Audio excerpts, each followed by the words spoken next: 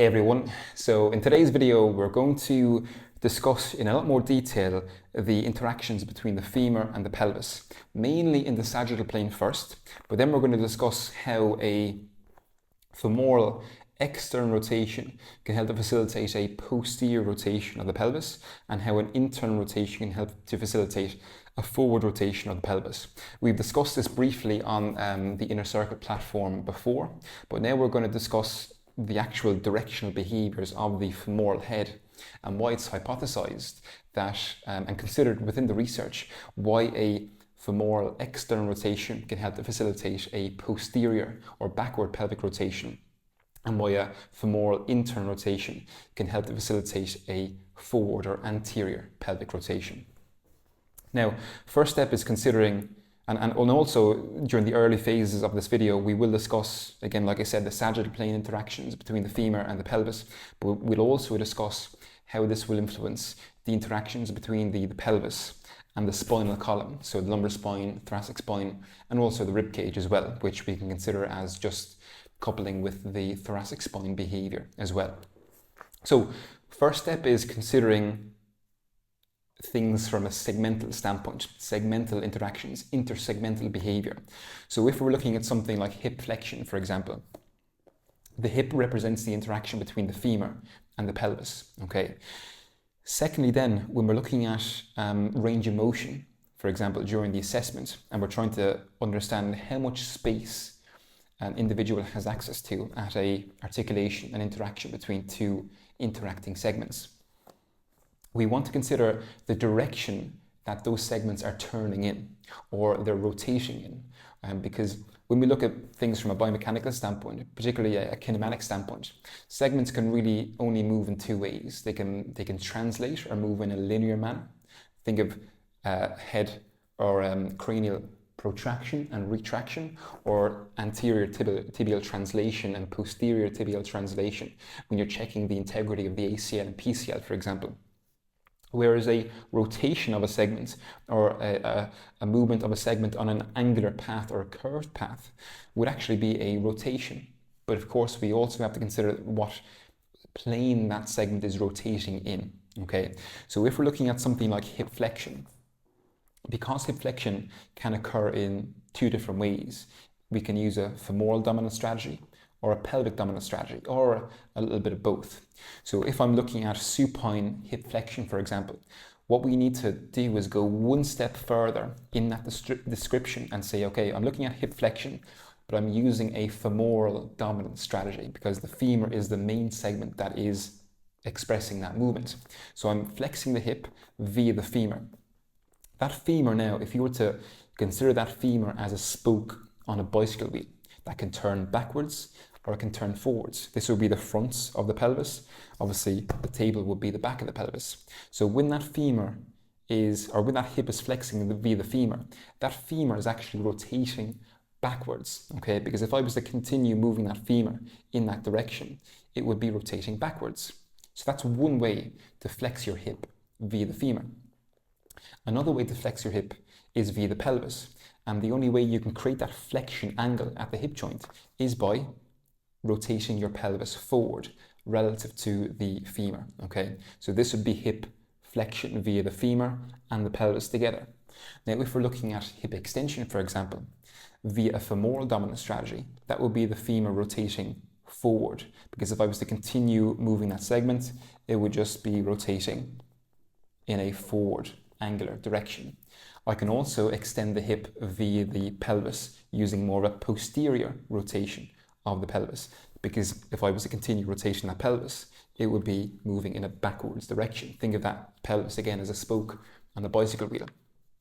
So this is very important to consider because we can now understand that in order for someone to demonstrate hip flexion, we need the femur and the pelvis to rotate in the sagittal plane using more of an angular motion description.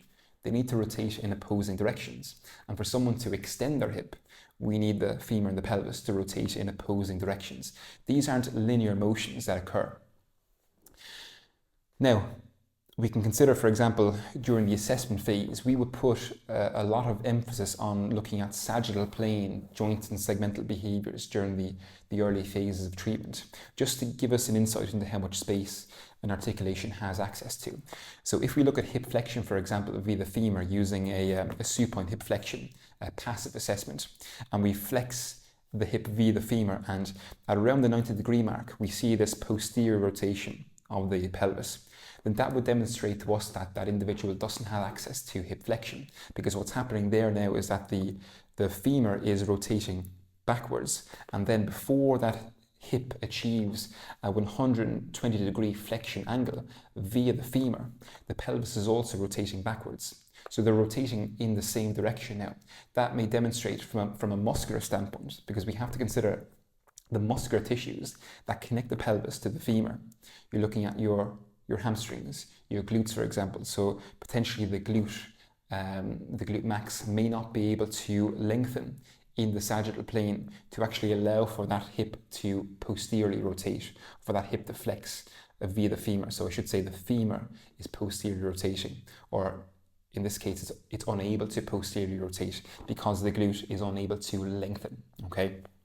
What that does then is it allows us to be a little bit more clear on how we are going to go about organizing the femur and the pelvis when we're trying to restore range of motion at the hip, okay?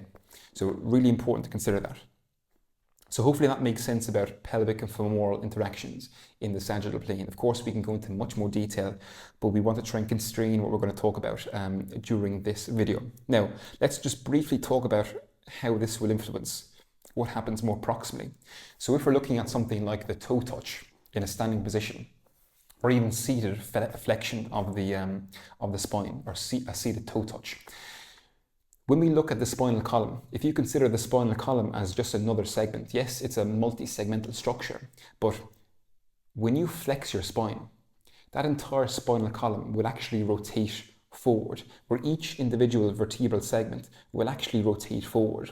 But in order to allow for that spine to flex, the pelvis actually needs to maintain either a fixed position or a slight posterior rotation. Because when the pelvis posteriorly rotates, that gives the spine the opportunity to express that anterior or forward rotation, okay? But if you try to flex your spine or forwardly rotate your spine and the pelvis quickly rotates forward with it, then you're likely just getting a lot of motion at the hip joint, not necessarily at the spinal column, okay? So that's another important interaction to consider within the sagittal plane, is between the pelvis and the spinal column as a whole. Again, people talk about how biomechanics isn't necessarily important when we're working with people with chronic issues, persistent issues, but we also have to consider that if someone's been avoiding a certain movement for a long period of time, secondary to fear, secondary to a lack of tolerance in the tissue's ability to handle load or handle a lengthening under load, then we still need to ensure that we are encouraging them to experience that motion again, to experience that lengthening at those muscular tissues. Because if we don't, for example, allow for the pelvis to posteriorly rotate, and then every time we're trying to re-encourage a client to flex their spine, but they're just rotating their pelvis forward very early in the range of motion, then we're not actually allowing that client to experience that lengthening of the spinal extensors. So biomechanics is something that is extremely important to inform how you go about organizing the muscles and joints when you're trying to re-expose an individual to certain loads and certain forces. It's not something that you improve, it's something that informs the way you go about organizing and sequencing your loading strategies, okay? So that was looking at things more so in the sagittal plane. Next, let's look at things within the transverse plane. Okay, so now let's consider things from a transverse plane standpoint, mainly via the femur, and how the transverse plane motion of the femur into external rotation and internal rotation can help to, or is thought to help encourage or facilitate a certain sagittal plane behavior at the pelvis, okay? And we've briefly discussed some research that looks into this in the past on this platform and certain videos, but what is generally hypothesized and looked at in the research is that a external rotation of the femur. So an external rotation of the femur would be when that greater trochanter drives posteriorly and the femoral head drives anteriorly. That's thought to encourage a posterior rotation of the pelvis, and how an internal rotation of the femur, which would actually be when the greater trochanter drives forward and the femoral head drives backward. That would be the femoral segment rotating towards the midline. That is thought to encourage a forward pelvic rotation or an anterior rotation of the pelvis. And the general thought process here, hopefully you can see this clearly here, is that, for example, if we look at femoral internal rotation first, when that femur internally rotates, like I said, the greater trochanter will drive forward, the femoral head will drive posteriorly into the back of the acetabulum. And it's thought that when that femoral head drives back into the acetabulum, because that's lower on the ilium here, that's going to drive a forward rotation of the pelvis, okay, just by the femoral head driving posteriorly, okay. It's also thought that when that femoral head drives posteriorly, it's going to push the pelvis, or it's going to translate or try to translate the pelvis posteriorly, which is going to encourage a reaction of the pelvis to rotate forward to keep your center of mass over your base of support, okay? And vice versa, when we look at femoral external rotation, that's going to drive the greater trochanter posteriorly and the femoral head anteriorly into the front of the acetabulum. So if you imagine that drives the lower portion of the pelvis forward, that's going to encourage a posterior rotation of the pelvis, okay? And again, same kind of idea as well. It's also hypothesized, because it's not fact, it's just considering how one segmental behavior may encourage a certain segmental behavior at its neighboring segment. But this is looked at in the research, and it's been shown that an internal rotation of the femur can encourage a forward tilt or forward rotation of the pelvis, and an external rotation of the femur can encourage a posterior tilt or rotation at the pelvis. But again, it's also thought again that when the femoral head drives forward, it can drive the pelvis forward with it, which is going to encourage a reaction of the pelvis to rotate posteriorly, okay? So it's really all about how that femoral head is driving backwards into the acetabulum, and how the femoral head is driving forward into the acetabulum, and how that's encouraging a forward and backward rotation of the pelvis. Now, where this gets tricky is when that happens in different planes or different levels of hip flexion via the femur, okay?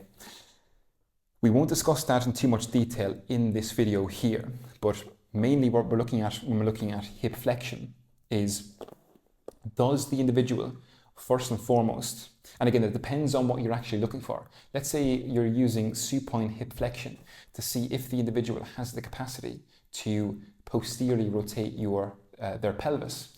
In that case, you may be looking for the ability of the thigh or the knee to touch the individual's chest, because they're not going to be able to get that knee to their chest without that pelvis posteriorly rotating, okay? Now, that doesn't tell you about hip flexion in isolation. Then, for example, you may ask the client to put their hands underneath their low back to maintain that pelvis in more of a forwardly rotated position, or just to reduce that tendency of the pelvis to rotate posteriorly. That's going to give you a clearer insight into how that femur is rotating posteriorly, or give you a clear insight into how that femur is, or how that hip is flexing in isolation.